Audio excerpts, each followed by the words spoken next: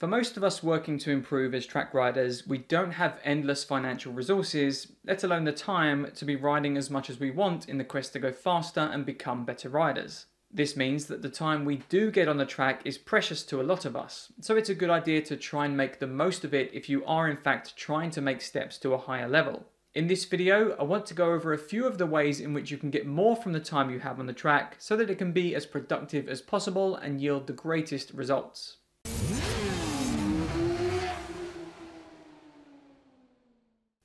First, let's look at preparing for your day. A short time before heading to the track, I like to spend some time getting a few things in place that'll help me get up to speed quicker when I eventually roll out for that first session. The first is to study my track map. It's rare that I go to a completely new circuit now, so typically I'll pull out my existing track map which has all my notes on where I want to be and what I want to do on those points. And I'll remind myself how I should be tackling each corner and section. If I haven't been to the circuit before, then I'll spend some time putting together a track map as best I can on the information I can find from other guides or maybe other riders on YouTube. Next, I talk myself through a visual lap.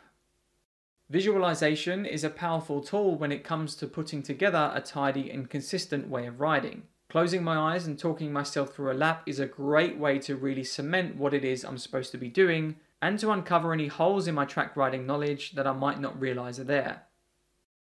There's more to circuit knowledge than just knowing which way the next corner goes. Knowing exactly where you want to be and what you want to do in great detail will most definitely shortcut the time it takes you to get up to speed from a track knowledge point of view.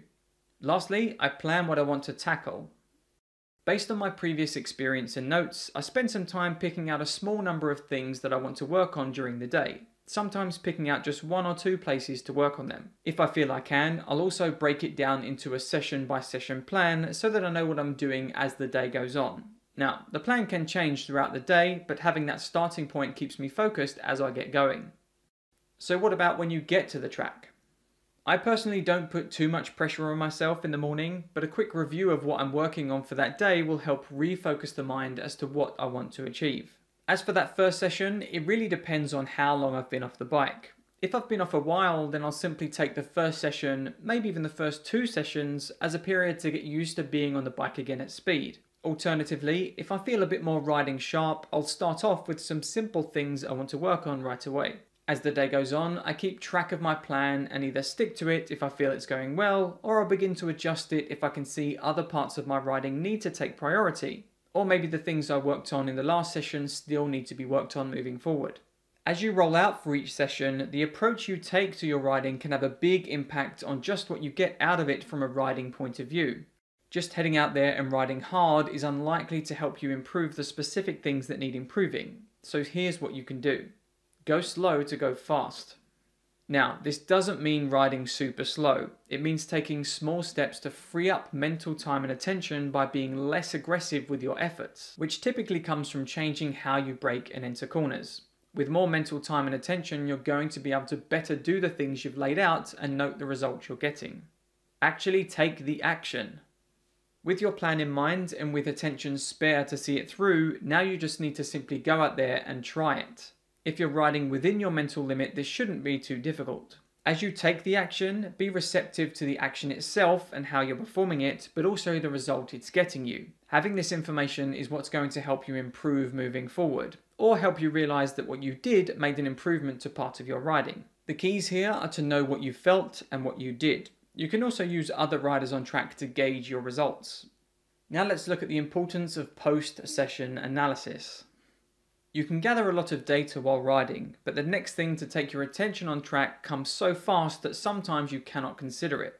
After a session, question yourself about how the session went. What worked? What didn't work? Write some quick notes about how the session went relative to what you set out to achieve, and try to pinpoint what you did to get the results you got. From that, assess your plan and decide whether to continue with what you have or change it up a little.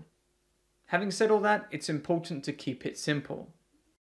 The more complicated you try to make this, the more resistance you're likely to feel. If you want to get really deep, then that's absolutely fine, but don't think you have to in order for this to be effective. We're just looking to do the following. Create a simple and easy plan to follow. Set a small number of tasks or actions for each session. Ride in a way that frees up mental time and attention so that you can perform the task you need to. And finally, analyze what worked and what didn't and change or continue your plan accordingly. Resistance to this kind of thing is normal. Simply riding hard is the simplest and easiest approach to getting results, which for most people is a better lap time. But it isn't always the best approach, especially if you're trying to improve a fundamental aspect of your technique or application. As you do more of this kind of thing, it will get easier and feel like less work. Just try your best to be more specific and intentional with your efforts, and you'll likely see better progress as a result. But also remember, you can still have fun.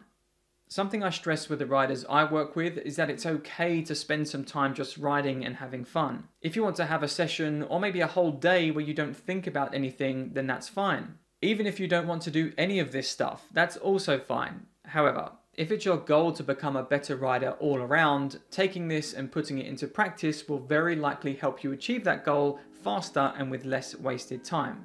Find the balance that works right for you. How intentional are you with your improvement efforts? Tell us about it in the comments down below. And as always, if you liked the video, then please hit the button and subscribe to the channel for more performance riding advice and guides moving forward. I'll see you in the next one.